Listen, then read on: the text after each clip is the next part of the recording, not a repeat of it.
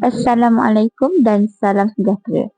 Saya Wan Nur Najah binti Wan Muhammad Nazri dari kelas PPS 212 akan membentangkan tentang topik 3 dan topik 4. Apa itu tipografi?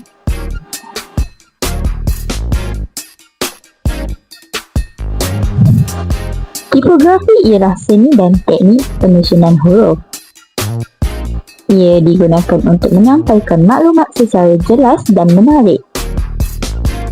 Dalam seni digital, tipografi membantu meningkatkan komunikasi visual. Apakah kepentingan tipografi digital? Antara kepentingan tipografi digital ialah membantu memudahkan pembaca memahami mesej yang ingin disampaikan. Selain itu, tipografi juga dapat menarik perhatian audiens serta memberikan identiti visual kepada sesuatu karya. Penggunaan tipografi yang tepat dapat menjadikan reka bentuk kelihatan lebih menarik, tersusun dan profesional. Jenis tipografi. Tipografi terbahagi kepada dua, iaitu serif dan sans serif. Tipografi jenis serif ialah huruf yang mempunyai garisan kecil pada setiap hujung huruf. Jenis huruf ini biasanya kelihatan lebih klasik, formal dan elegan. Oleh sebab itu, tipografi serif sering digunakan dalam bahan bercetak seperti buku, majalah dan akhbar. Contoh font serif yang popular ialah Times New Roman. Sans serif pula merujuk kepada huruf yang tidak mempunyai garisan tambahan pada hujungnya.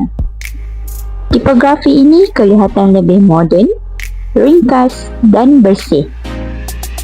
Ia sangat sesuai digunakan dalam media digital seperti laman web, poster digital dan persembahan slide kerana lebih mudah dibaca pada skrin.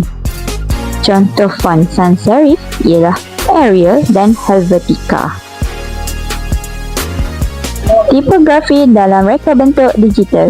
Tipografi digunakan secara meluas dalam pelbagai medium seperti poster digital, infografik, laman web dan juga persembahan multimedia. Pemilihan jenis huruf, saiz dan warna yang sesuai sangat penting bagi memastikan mesej yang ingin disampaikan dapat difahami dengan jelas oleh audiens. Konsep reka letak digital. Apa itu reka letak digital? Reka letak digital merujuk kepada susunan elemen visual seperti teks, gambar, warna dan grafik dalam sesuatu reka bentuk. Susunan elemen ini perlu diatur dengan baik supaya maklumat yang disampaikan kelihatan lebih teratur, kemas dan mudah difahami oleh pembaca. Dalam menghasilkan reka letak digital yang baik, terdapat satu pendekatan yang dikenali sebagai Casper. Casper merujuk kepada beberapa prinsip asas reka bentuk, iaitu kontras, alignment, simplicity, proximity, emphasis dan repetition.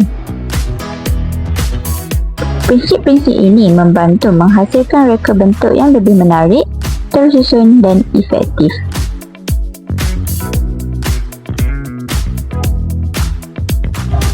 Kontras atau perbezaan merujuk kepada penggunaan elemen yang berbeza seperti warna, saiz atau bentuk dalam sesuatu reka bentuk.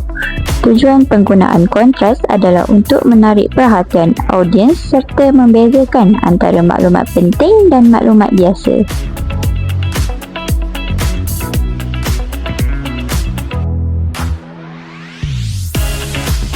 Alignment merujuk kepada susunan reka bentuk secara teratur dan sejajar.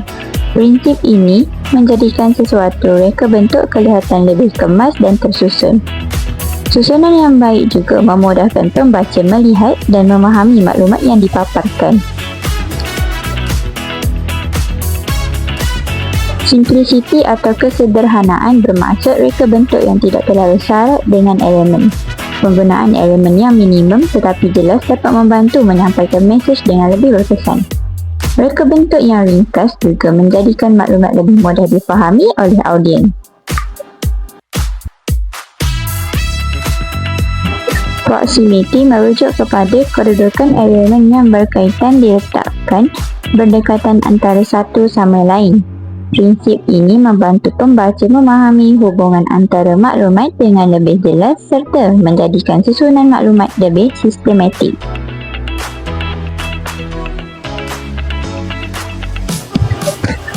Emphasis merujuk kepada penekanan terhadap elemen tertentu dalam reka bentuk bagi menarik perhatian audiens kepada maklumat yang penting.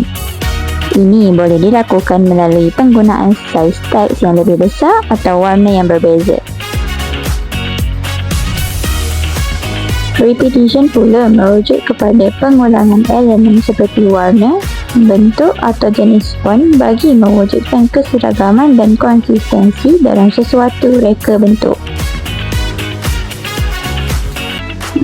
Kesimpulannya, tipografi digital dan reka letak digital memainkan peranan penting dalam menghasilkan komunikasi visual yang berkesan.